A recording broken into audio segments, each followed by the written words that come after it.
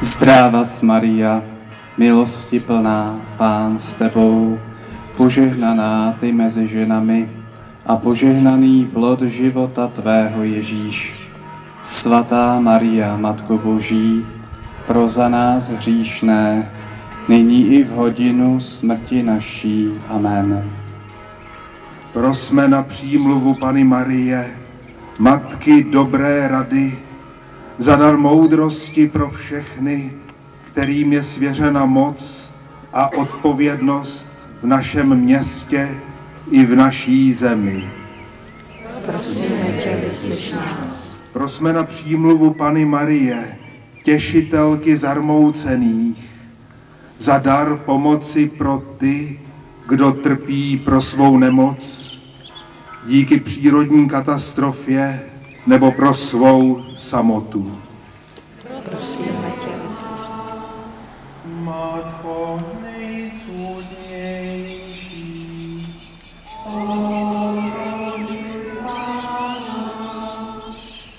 Matko láskyhodná,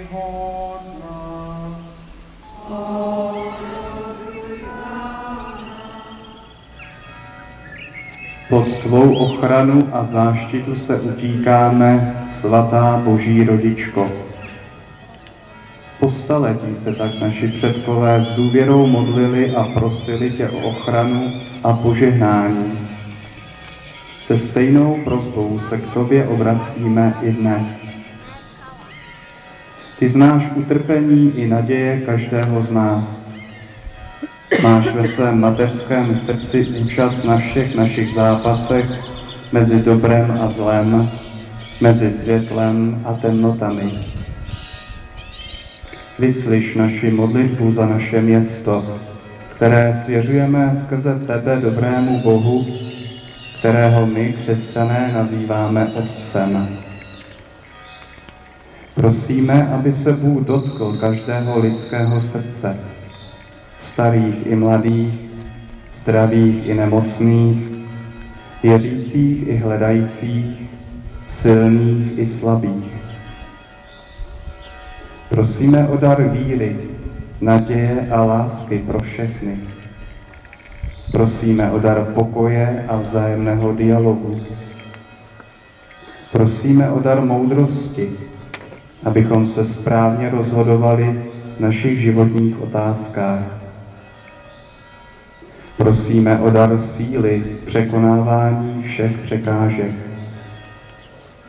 Prosíme o odvahu přiznat si své hříchy a selhání a vydat je Božímu odpuštění.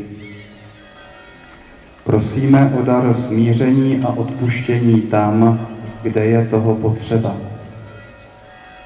Prosíme o sílu překonávat zlo v každé jeho podobě a ochotu otevřít se dobru a požehnání, které je Božím darem ke šťastnému životu nás všech.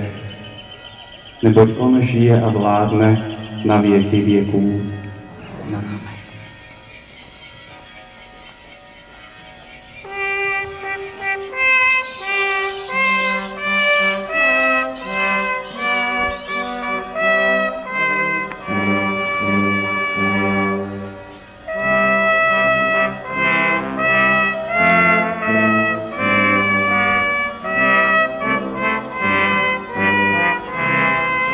Božským synem Matky, rač nám požehnání dátí.